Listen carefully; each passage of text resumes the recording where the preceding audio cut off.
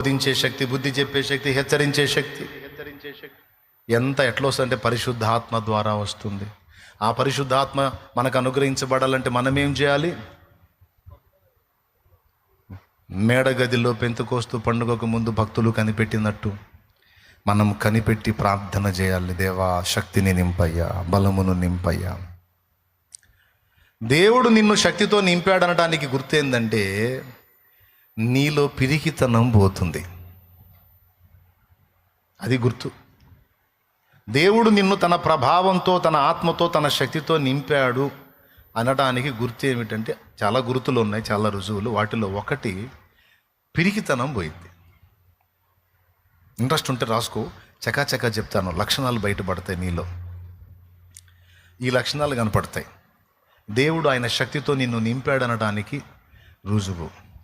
ఇలా ఆయన సన్నిధికి రమ్మని, శక్తిని ఇస్తానని దేవుడు పిలిచిన ఘట్టములు 2. 1 మార్కు 3:13, 2 అపోస్తల కార్యం 1:5. మార్కు 3:13లో ఆయన కొండ ఎక్కి తనకిష్టమైన వారిని పిలువగా వారు ఆయన యొద్దకు వచ్చిరి. వారు తనతో కూడా ఉండునట్లును. మొట్టమొదట ఏం చేయాలంట? తనతో ఉండాలట. తనతో ఉండి ఏం చేయాలంట? శక్తితో నింపబడాలట, ఆత్మను పొందుకోవాలట. అలా పొందిన తరువాత ఆయనతో ఉండి ఆయన బలమును, శక్తిని, అభిషేకమును, జ్ఞానమును పొంది ఆ తర్వాత ఫీల్డ్లోకి వెళ్ళాలి. ఫీల్డ్లోకి వెళ్ళి పనిచేయాలి. ఆ తర్వాత దయ్యాలు వెళ్ళగొట్టే శక్తి వచ్చింది. ఆ తర్వాత దయ్యాలను శాసించే శక్తి వచ్చింది. ఆ తర్వాత ఆత్మల్ని గెలిచే శక్తి వచ్చింది. ఆ తర్వాత స్వస్థపరిచే శక్తి వచ్చింది. ఆ తర్వాత భాషలు మాడే శక్తి వచ్చింది. ఆ తర్వాత ప్రవచించే శక్తి వచ్చింది. ఆ తర్వాత అద్భుత కార్యాలు చేసే శక్తి వచ్చింది. ముందు ఆయనతో ఉండాలి, ఆయన సన్నిధిని కనిపెట్టుకోవాలి. నింపు నీ బలముతో నన్ను, నింపు నీ శక్తితో. నీ ఆత్మతో నన్ను బలపరచు, నీ చిత్తము చేయుట కొరకు. నీ ఆత్మతో నన్ను బలపరచు, నీ చిత్తము చేయుట కొరకు. చాలు, ఎక్కువ పడితే టైం పోయింది మళ్ళీ మనకి. దేవునికి స్తోత్రం. ఆయన చిత్తం చేయడానికి మనకు బలం రావాలంటే ఏం చేయాలి? ఆయనతో కూడా ఉండాలి. వారు పేతురు యోహానుల ధైర్యము చూచినప్పుడు, అపోస్తల కార్యము 4, వారు పేతురు యోహానుల ధైర్యము చూచినప్పుడు, ఏమి చూచినప్పుడు? బోధ చూచినప్పుడా? కార్యాలు చూచినప్పుడా? నో, ధైర్యము చూచినప్పుడు. చదువు అపోస్తల కార్యము 4వ అధ్యాయం, అదేదో వచనం చదువుకో, 13వ వచనం. అదంట. వారు పేతురు యోహానుల ధైర్యమును చూచినప్పుడు వారు విద్య లేని పామరులను గ్రహించి ఆశ్చర్యపడి. ధైర్యమును చూసి వారు పేతురు యోహానుల ధైర్యమును చూచినప్పుడు వారు విద్య లేని పామరులను గ్రహించి ఆశ్చర్యపడి వారు యేసుతో కూడా ఉండిన వారని గుర్తెరిగిరి. యేసుతో కూడా ఉండినప్పుడు ఏం జరిగిద్దంటే ధైర్యమునిచ్చే ఆత్మ మన మీదికి వస్తాడు. పరిశుద్ధాత్మ మన మీదికి వచ్చినప్పుడు ముందు కనపడే లక్షణం ఏమని చెప్పాను? ధైర్యం. ఏంటి అక్కడ అభిషేకంతో 4లోని ఇటుపక్క పేరాలో వారు ప్రార్థన చేసినప్పుడు అభిషేకంతో నిండారు. ధైర్యముగా బోధించు. ఆత్మ వచ్చినప్పుడు మనలో కనపడేది ధైర్యం. ఇక దెయ్యాలకు భయపడం, రోగాలకు భయపడం, అధికారాలకు భయపడం, ఎవడికి భయం ఉండదు. ఇక గొల్యాతు 6 మూరల జానడు అంత పొడుగుంటే దావీదుకి అసలు ఏందిరా వీడు అన్నట్టుంది. ధైర్యం, ధైర్యం, ధైర్యం ఉంటుందండి. అది మొదటి లక్షణం, మనలో కనపడే మొదటి లక్షణం. పరిశుద్ధాత్మ అభిషేకం కోసం, ఆత్మశక్తి కోసం నువ్వు ఆయన సన్నిధిలో కనిపెట్టి ప్రార్థన చేయాలి. ఇది పక్కా. ఆత్మ బలంతో నింపబడకపోతే ప్రభావం నీలో నుండి బయలువెడలి కార్యాలు జరిగించలేదు. ఆ ప్రభావం నీలో నుండి బయలు వెళ్ళాలంటే నీకు ఆ ప్రభావాన్ని ఇచ్చే ప్రభు పాదాల చెంత కాచుకోవాలి. కరుణాపీఠం చేరాలి, రోజు గోజాడాలి. నీవు ప్రార్థించగా ప్రార్థించగా ప్రార్థించగా మీరు కనిపెట్టండి.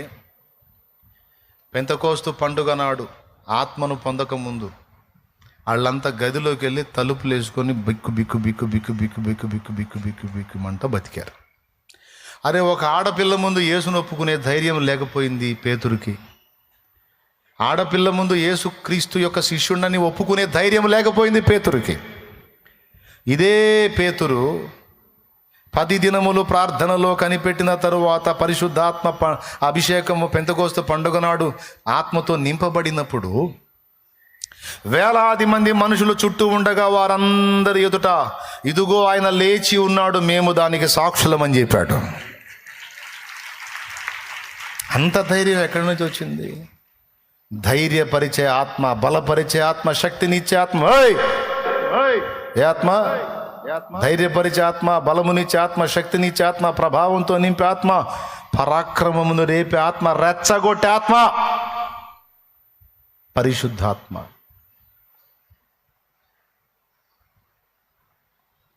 ఆ శక్తితో నింపబడ్డారు. ఇక భయం లేదు, గీయం లేదు. వాళ్ళు పిలిచి వార్నింగ్ ఇస్తే ఏం చేస్తారు? చంపుతారా? చంపండి. మేము కన్న వాటిని గూర్చి, విన్న వాటిని గూర్చి చెప్పక ఉండలేమో. మా వల్ల కాదు, మీ చేతనం చేసుకోపో. ఏం చేస్తావు? ఫైనల్గా చంపుతావు. చంపితే ఆయన లేట్ అయింది, తిరిగి బతికిస్తాడు. ఏమైంది? ఏం చేయలేవు. కానీ అని సింహగర్జన చేశారు.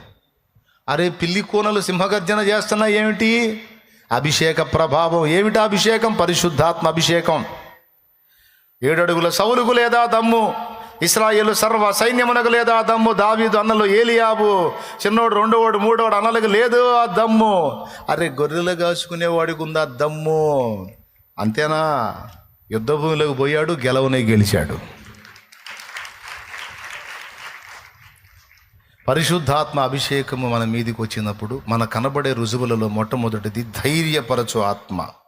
ధైర్యం పొందుతాం. రెండవది శత్రువు మీదికి రేపబడతాం. మైండ్ లేదు, ఏ కాడికి శత్రువుని ఎట్టగోల్చాలన్న దృష్టే ఉంటుంది. శాంసన్ మైండ్ అట్లా అయిపోయింది.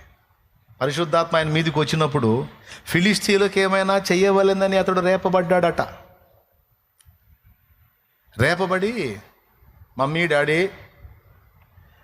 నేను పెళ్లి చేసుకుంటా అన్నాడు. దాని దేవుంది నాయన, చాలా సంతోషం, మంచి కోరిక కోరావు, తప్పకుండా చేస్తాం అన్నారు. ఎవరమ్మాయినో తెలుసా అన్నాడు. ఎవరమ్మాయిని? మన అమ్మాయినే, ఇశ్రాయేలీల అమ్మాయినే అంటే కాదు. మరి ఎవరు? నేను ఫిలిస్తీన్ల అమ్మాయిని చేసుకోవాలనుకుంటున్నా అన్నాడు. కయ్యం పెట్టుకోవాలంటే ముందు వియ్యం కావాలి కదా. ఇశ్రాయేలులో ఆడపిల్లలు లేరని నువ్వు ఫిలిస్తీన్ల కుమార్తెను కోరుచున్నావా సంసోను? ఏమిటి నీ ఆలోచన అంటే, లేదు ఇశ్రాయేల్ కుమార్తెలు వద్దు, నాకు ఫిలిస్తీన్ల అమ్మాయే కావాలి. తల్లిదండ్రికి ఆశ్చర్యం. మీరు న్యాయాధిపతుల గ్రంథం 14వ అధ్యాయం చూడగలిగితే, ఫిలిస్తీన్లకు ఏమైనా చేయవలెనని అతడు ఆత్మచేత రేపబడిందని సంసోను తల్లిదండ్రులకైనను తెలియదు అన్నాడు. 14:4 చదువు. 14:4 న్యాయాధిపతుల గ్రంథము. అయితే ఫిలిష్తీయులకు ఏమైనా చేయుటకై యెహోవా చేత అతడు రేపబడినన్న మాట అతని తల్లిదండ్రులు తెలుసుకొనలేదు. పరిశుద్ధాత్మ అభిషేకము నీ మీదికి, నా మీదికి వస్తే ఫిలిస్తీయులకు ఏమైనా చేయుటకు మనం రేపబడతా ఉంటాం. మనకు ఫిలిస్తీయులు ఎవరంటే శత్రువు, సాతాను, దురాత్మలు. వాళ్లకు చిచ్చు పెట్టడానికి మన మనసు లాగుతూ ఉంటుంది. ఏం చేద్దాం? పైన అభిషేకం. ఇక ఆస్తులు సంపాదిద్దాం, కుప్పేద్దాం, మేళ్ళలు కడదాం, మిద్దెలు కడదాం, అవి పొందుదాం అని ఉండదు. సాతాను చెరలో ఉన్న బందీలైన ఆత్మలని బంధ విముక్తుల్ని చేయటానికి రేపబడతా ఉంటాం. ధైర్యం పొందుతాం. దైవ సేవకై రేపబడతాం. దైవ సేవ చేయటం అంటే ఏంటి? సైతానుకు చిచ్చు పెట్టటమే, సైతానుగాడి కుట్రలు కుతంత్రాలు నాశనం చేయటమే. సిలువను మోసే శ్రామికుడన్, సిలువను ప్రకటించే సైనికుడన్, సిలువను మోసే శ్రామికుడన్, సిలువను ప్రకటించే సైనికుడన్ సైనికుడన్ సిలువ సాక్షినై సిలువ శక్తినై సిలువ సాక్షినై సిలువ శక్తినై సింహపు నోళ్లను ఓయించెదను సింహపు నోళ్లను ఓయించెదను ఆశ్రయము నీవే ఆధారం నీవే ఆదరణ నీవే. దేవునికి మహిమ. ఇంకా దేవుని పనికే రేపబడతా ఉంటారండి. ఈ లక్షణాలు మీలో ఉన్నాయో లేవో చూసుకోండి. మొట్టమొదటిది పిరికితనం ఉండదు. రెండవది దేవుని పని కొరకు, దైవ సేవ కొరకు, దైవ చిత్తం యొక్క నెరవేర్పు కొరకు, సాతాను మీద పోరాటం కోసం, వాడి బంధకాల్లో ఉన్న ప్రజల్ని బయటికి తేవటం కోసం పదే పదే పదే పదే మనసు రేపబడతా ఉంటుంది. మూడవది సమస్యను చూసే దృష్టి మారిపోయిద్ది. అభిషేకం మన మీదకి వస్తే సమస్యను చూసే దృష్టి మారిపోయిద్ది. అభిషేకం కోల్పోయిన సౌలేమో గొలియాతును చూసి గుండె దడొచ్చి కూర్చున్నాడు. అభిషేకం కోల్పోయిన సౌలు గతి ఏమైంది? గొలియాతు ఇంత కనపడ్డాడు సౌలుకి. పాపం ఎంత కలవరపోయాడంటే, నేను చంపుతాను, నాకు అవకాశం మీరా స్వామి అనుకుంటా దావీదు పోతే, దావీదు నీకు యుద్ధం నైపుణ్యం నేను తెలియదు నాయన, నువ్వు చిన్నోడివి. వాడు చిన్నప్పటి నుంచి యుద్ధంలో ప్రవీణుడు, ఆరుమూరల జానుడు ఉన్నాడు, వాడు కవచాలు తొడుక్కున్నాడు. వాడి గొప్పతనం గురించి దావీదుకు చెప్తున్నాడు. సార్, వాడి దరిద్రం నాకెందుకండి, వాడిని గొప్ప చేసి మాట్లాడుతున్నావు, నాకెవడూ గొప్ప కాదండి, నా దేవుడే గొప్ప నాకు. దయచేసి నువ్వు వాడిని పొగడొద్దు. వాడి బలం, వాడి శౌర్యం, వాడి సాహసం, వాడి కవచాలు, వాడి కత్తి, వాడి ఈటె, వాడి డాలు, వాడి తలకాయ నాకొద్దు. వాడిని పొగుడుతావేంది సార్? మరంతే. అభిషేకం పోయినోడు సమస్యను చూసి దడుచుకుంటూ ఉంటాడు. గోరంతని కొండంతలు చేసి ఆలోచించి గుండె దడ పెంచుకుంటూ ఉంటాడు. అభిషేకంతో నింపబడిన వాడు తిరగేసి చూస్తాడు. కొండ కూడా ఇంత కనపడిద్ది. కొండంత సమస్య కూడా అదెంత తీరా, అదెంత పోరా. అభిషేకంతో నింపబడిన ఆడమనిషి అయినా మగవాడైనా అవి ఏ విధమైన సమస్యలైనా లెక్క చెయ్యరు. అది గుర్తు. సమస్యలను చూసే దృష్టి మారిపోయిద్ది.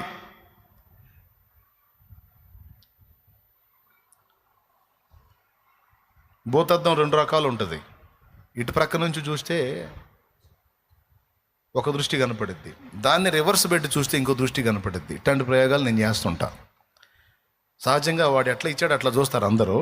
అది ఇటు నుంచి చూస్తే ఎట్ట కనపడదుగా, దీన్ని ఎట్ట తిప్పి చూస్తే ఎట్ట కనపడదు అని అట్లా చూస్తూ ఉంటాను. ఒక పక్క నుంచి చూస్తేనేమో ఇంతది ఇంతలా కనపడిద్ది, ఒక పక్క నుంచి చూస్తేనేమో ఇంతది ఇంతలా కనపడిద్ది. దృష్టి మారిపోయిద్ది అభిషిక్తులకి. అభిషేకం నీ మీదికి వచ్చినప్పుడు అవి అధికారములైన, ప్రభుత్వములైన, రాజశాసనములైన లెక్క ఉండదు. అభిషేకం కోల్పోయినోడికి దడ. ఊరుకోరుకునే ఉలిక్కి పడుతుంటాడు, ఊరుకోరుకునే కలవర పడుతుంటాడు, ఊరుకోరుకునే దడ పడుతుంటాడు, ఊరుకోరుకునే ఆయాస పడుతుంటాడు. మూడు చెప్పా. మొట్టమొదటిది ఏంటి? నీ మీదికి అభిషేకం వచ్చిందంట, నీకు గుర్తు ఏమిటంటే, రెండవది ధైర్యం వస్తుంది. ఫస్ట్ది పిరిగితనం పోయిద్ది. రెండవది రేప పడతా ఉంటావు, అది కూడా రిఫరెన్స్ చూపించాను నేను. మూడవది సమస్యను చూసే దృష్టి మారిపోయింది, అది కూడా రిఫరెన్స్ ఉంది మీకు. నాలుగవది పరిశుద్ధాత్మ అభిషేకం కలిగిన వాడికి వ్యూహం ఉంటుంది. వ్యూహం, ఐడియాలజీ. ఎందుకంటే ఆ ఆత్మయే జ్ఞాన వివేకములకు ఆధారమగు ఆత్మ కదా. తెలివిని యెహోవా యందు భయభక్తులు పుట్టించే ఆత్మ కదా. ఆయన వ్యూహం ఇస్తాడు. ఇదంతా భక్తుల్లో కనపడిద్ది. ఐడియాలజీ, అందరి ఐడియా వేరు, ఈ అభిషిక్తుడు ఐడియా వేరు. అభిషిక్తుడు స్కెచ్ గీశాడంటే అవుట్, శత్రువు దెబ్బతినాల్సిందే. పరిశుద్ధాత్మ అభిషేకంతో నింపబడ్డవాడు ఒక పథక రచన చేశాడంటే, ఒక వ్యూహం రచించాడంటే, ఆడ మనిషి అయినా మగ మనిషి అయినా శత్రువు చిక్కుకోవాల్సిందే, ఓడిపోవాల్సిందే. ఇది భక్తులందరి అనుభవాల్లో మనకు తెలిసింది. దావీదు చూడండి ఎంత పథక రచనతో పోయాడో. ఏమిటి ఆయన పథకం అంటే, కత్తి లేదు, ఈట లేదు, బడిస లేదు, బల్లెము లేదు, ఏం లేదు, ఒడిశాలు తీసుకొని పోయాడు. ఇక్కడ వ్యూహం ఏంటంటే, గొలియాత్ అనేవాడు డాలు పట్టుకోవద్దు. వాడేం చేశాడంటే, 40 రోజుల నుంచి పిలుస్తున్నా ఎవడు రావట్లేదు, ఇవాళ కూడా ఎవడొస్తాడులని రోజు డాలు మోసేది ఎందుకురా నేనని ఒకడిని పిలుచుకొని వాడికి ఇచ్చాడు. డాల్ అంటే ఏంటో తెలుసా? ప్రత్యర్థి ఏదైనా ఉపయోగిస్తే, మన మీదికి ప్రయోగిస్తే దాన్ని అడ్డగించేది డాలు. ఆ డాలు పక్కోడికి ఇచ్చాడు. వీడి తెలివి చూడు, ఒక్కొక్కడు ఉంటాడు ఇంత పొడుగును ఉంటాడు కానీ బ్రెయిన్ ఉండదు వాడికి. డాలు పక్కోడికి ఇస్తే వీడికి రాయేస్తే వాడు అడ్డం పెడతాడా? వీడికి బాణం వేస్తే వాడు అడ్డం పెడతాడండి? ఇంత పొడుగోడికి వాడి చేతిలో ఉండొద్దు, ఒక చేతిలో ఖడ్గం, ఒక చేతిలో డాలు. ఈ డాలు పక్కోడికి ఇచ్చాడు. ఇది చూశాడు దావీదు. అదంతే కంటిన్యూ చేయాలంటే నేను ఆయుధాలు తీసుకొని పోకూడదు. అది ఒక పక్కన డాలు తీసుకున్నాడు చూడండి ఒకడు.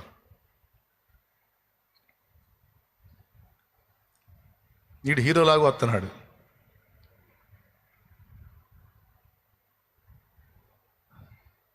ఆ వ్యూహం అర్థమైపోయింది. అతను కర్ర తీసుకొని వస్తున్నాడు. అతను బాణం తీసుకున్నా, ఈట తీసుకున్నా, బరిసె తీసుకున్నా ఖచ్చితంగా రే డాల్ ఇటీరా అంటాడు వీడు. వీడు డాల్ అడగొద్దు అంటే మన చేతిలో ఏం కనపడొద్దు, వాడికి ఏం కనపడలా. చివరికి ఆ లోయలోకి వెళ్ళి 5 నుందని రాళ్ళు ఎరుకొని సంచిలో వేసుకొని 5 ఉపయోగించి ఒక రాయి పెట్టి గిరగిరా తిప్పి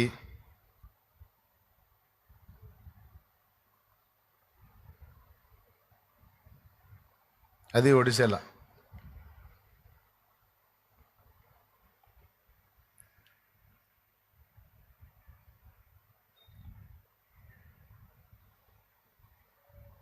అవుట్, బుల్లెట్ దూరినట్టు వెళ్ళిపోయింది.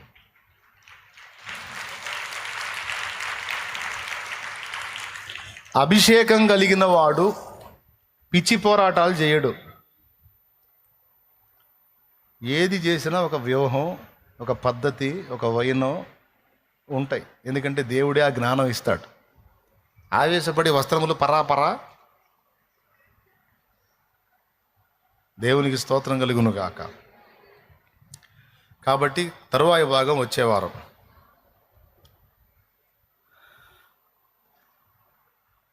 నాలుగు లక్షణాలు చెప్పి, 4 5 మిగిలిన ఈసారి ఎప్పుడన్నా చెప్తా. నీవు పరిశుద్ధాత్మ చేత నింపబడ్డావు అనడానికి మొదట ధైర్యపరచబడతావు, రెండవది శత్రువు మీదికి రేపబడతావు, మూడవది సమస్యను చూసే దృష్టి మారిపోతుంది. చిన్నవి కూడా పెద్దవే కనపడతాయి అభిషేకం లేని వాళ్ళకి. అభిషేకం పొందినోడికి పెద్దది కూడా చాలా చిన్నదిలా కనపడుద్ది.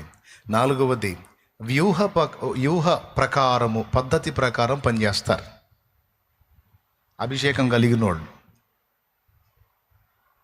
నేను అవన్నీ వెతుక్కుంటాను. ఇప్పుడు అభిషిక్తుడి లక్షణాలు ఉన్నాయా నా దగ్గర, లేకపోతే ఆశోధుడి లక్షణాలు ఉన్నాయా అని. దేవునికి స్తోత్రం. నా ప్రయాణ పద్ధతి ఎలా ఉంది, నా పరిచర్య విధానం ఎలా ఉంది, నా సేవా విధానం ఎలా ఉంది అనే ఆ వెనక్కి తిరిగి వివేచించుకుని ఇది వ్యూహం కరెక్టా కాదా, ఈ విధంగా వెళ్ళి నేను శత్రువుని ఎఫెక్ట్ చేయగలుగుతున్నానా లేదా, ఎంతవరకు సఫలమవుతున్నాననే ఆ వివేచన చూసుకుంటాను. దేవునికి స్తోత్రం కలుగును గాక. 5వది దేవుని సన్నిధి కొరకు ఆకాంక్ష ఉంటుంది. నేను వద్దులే, ఈసారి ఎప్పుడన్నా చెప్తాను. దేవుని సన్నిధి కొరకు ఆశ ఉంటుంది అభిషిక్తునికి. ఇందాక పాడాం కదా, ఇక అది నీ కోసం జీవిస్తున్నా, ఓకే, జీవించు దినములంతా కురికి పని చేసేదన్, జీవించు దినములంతా కురికి పని చేసేదన్, పిలిచావు నీ సేవకై, పిలిచావు నీ సేవకై, దానిని మరచెదనా, దానిని మరచెదనా. యజమానుడా, యజమానుడా, నా యేసు రాజుడా, తలంపులెల్లా నా తపన ఎంత నీ చిత్తం చేయుటయే, నా తలంపులెల్లా నా తపన ఎంత నీ చిత్తం చేయుటయే. దేవునికి మహిమ. దేవుని సన్నిధిని ప్రేమిస్తారు, దేవుని సన్నిధి కొరకు ఆశ కలిగి ఉంటారు. పరిశుద్ధాత్మ అభిషేకం పైన ఉంటే హృదయము దేవుని కొరకు కోరుకుంటూ ఉంటుంది. ఎప్పుడు ఇంట్రెస్ట్ ఉంటే రాసేసుకో. 6వది, దేవుని ప్రభావం ఈ వ్యక్తులలో చేయునట్లు విశ్వాసము వృద్ధి అయిద్ది. విశ్వాసం గ్రోత్ అవుతుంది. పరిశుద్ధాత్మ అభిషేకం ద్వారా పొందే విశ్వాసం వేరు, సహజంగా కలిగి ఉండే విశ్వాసం వేరు, అభిషిక్తులు కలిగి ఉండే విశ్వాసం వేరు. మోషే మీద ఉన్న అభిషేక ప్రభావం ఎంతంటే, చేయి చాపి సముద్రం 2 పాయలగునట్లు ఆజ్ఞాపించంటే, వామ్మో సముద్రమా, సముద్రమా ప్రభు 2 పాయలా, అమ్మో అనలా. వెంటనే ఆ కర్రను సముద్రం వైపు చూపించి 2 పాయలగునట్లు ఆజ్ఞాపించాడు. ఏం సందేహించలా, అంటే దేవుడు చేయగలడని నమ్మాడు. ఆ బండను కొట్టు, నీళ్ళు ఇస్తుంటే కొట్టాడు. ఈ చెట్టును తీసుకెళ్ళి అందులో వేయంటే వేయించాడు. ఇది ఎలా జరిగిద్దన్న ప్రశ్నే లేదు. మోషే మీదున్న అభిషేకం ఎంత అంటే, మోషే మీదున్న అభిషేకములో 1 పాలు డిసైడ్ చేస్తే, నిర్ణయిస్తే అది 70 మంది మీదికి వచ్చింది. అంత అభిషేకం ఉంది మోషే మీద. అభిషేక ప్రభావం ఎంత విశ్వాసాన్ని మోషేలో కనపరిచిందంటే, ఫరో రాజును కూడా లెక్క చేయాల. అప్పట్లో అగ్రరాజ్యం అది, వాడు అగ్రరాజ్యపు రాజు. అందులో వాడు మిడివేలో నడమంత్ర 2 కలగలిసి పుట్టినోడు వాడు, ఆ దరిద్రుడు. వాడిని అందరూ అదురుకొని వస్తారైతే వాడిని పోయి కదిలిచ్చారు వీళ్ళు. వాడితో ఆడుకున్నారండి వీళ్ళు. మోషే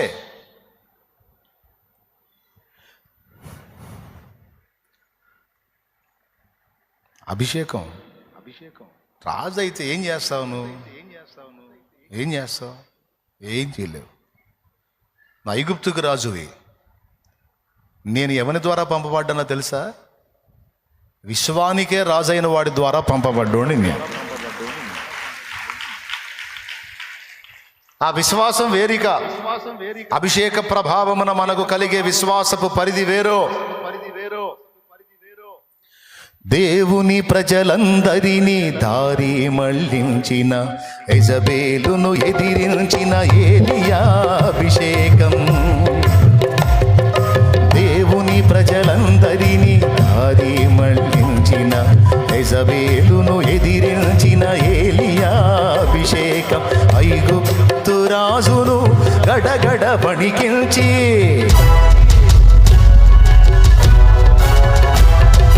ఐగుప్తు రాజును గడగడ వణికించి, అనవారిని విడిపించిన మోషే అభిషేకం. తన వారిని విడిపించిన మోషే అభిషేకం. హల్లెలూయా, హల్లెలూయా, హల్లెలూయా, హల్లెలూయా, హల్లెలూయా, హల్లెలూయా, ఆరాధన. హల్లెలూయా, హల్లెలూయా, ఆరాధన. కురిపించుము దేవా నీ ఆత్మవర్షము, ఫలింతును నీకై నా జీవితాంతము. కురిపించుము దేవా నీ ఆత్మవర్షము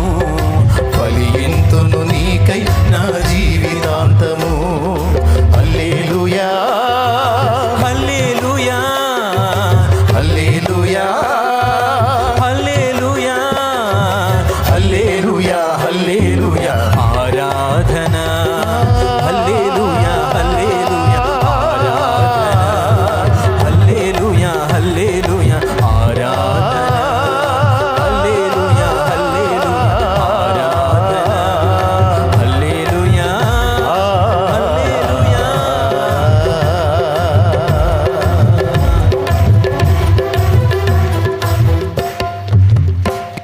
అభిషేకము లేని వాళ్ళ విశ్వాస పరిధి వేరు, అభిషిక్తుల విశ్వాస పరిధి వేరు.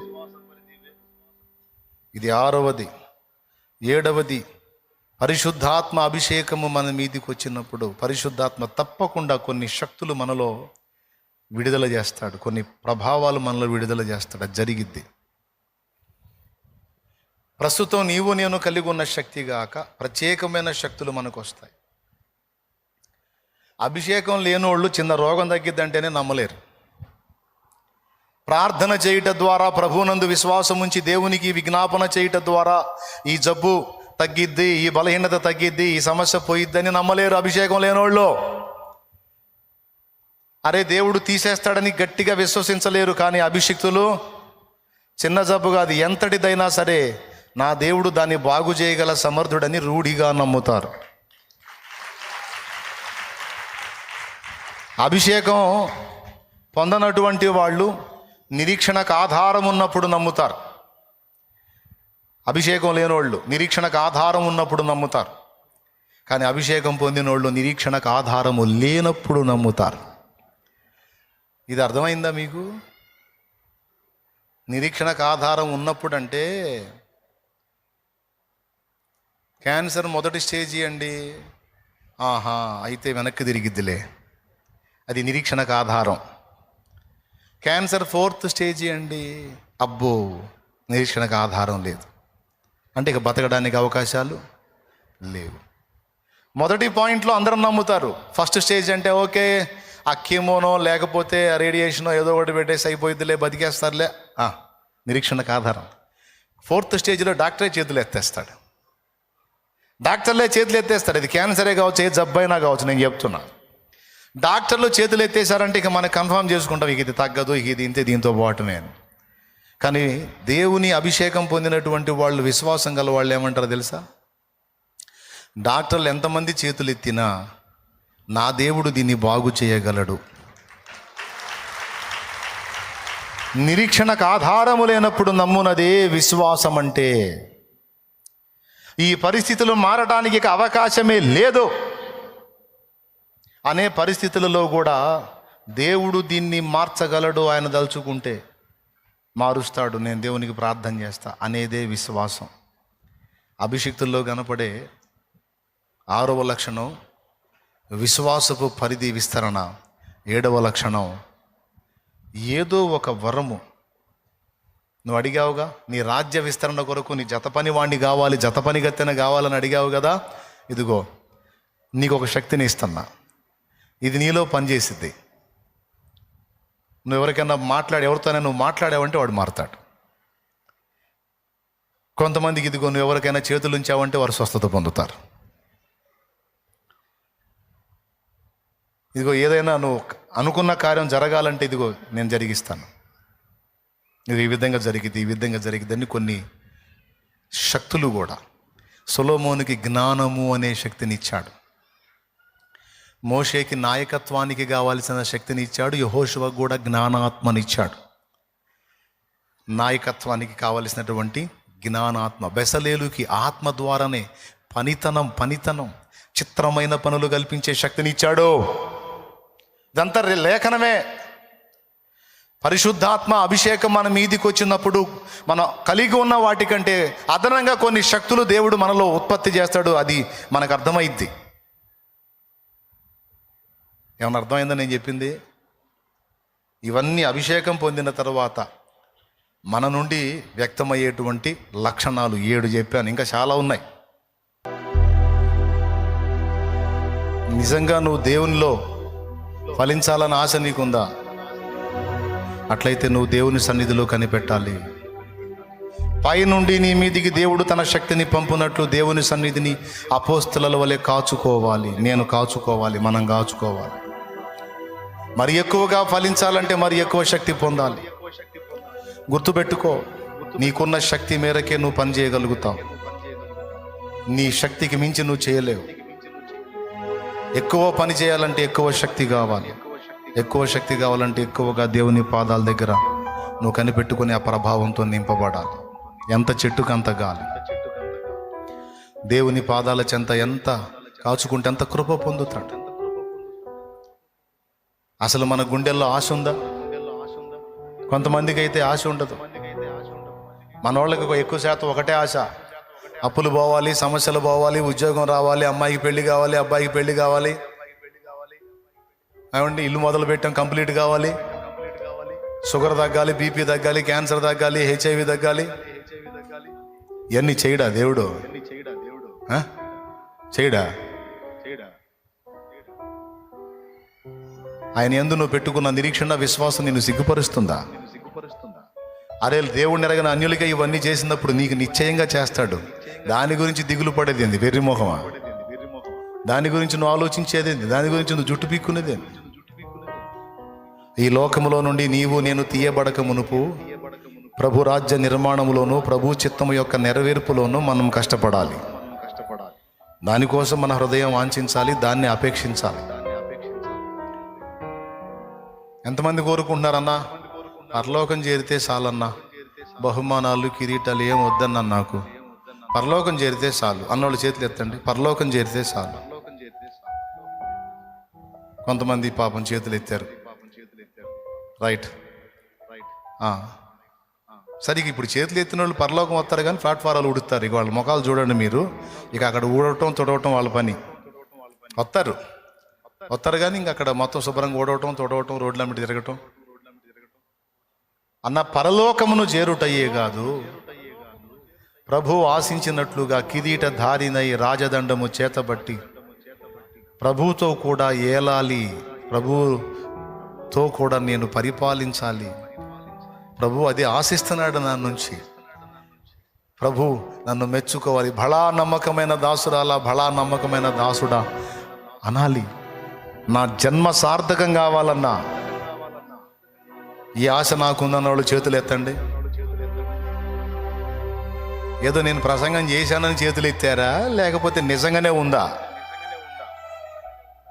ఉంటే ఇంకే.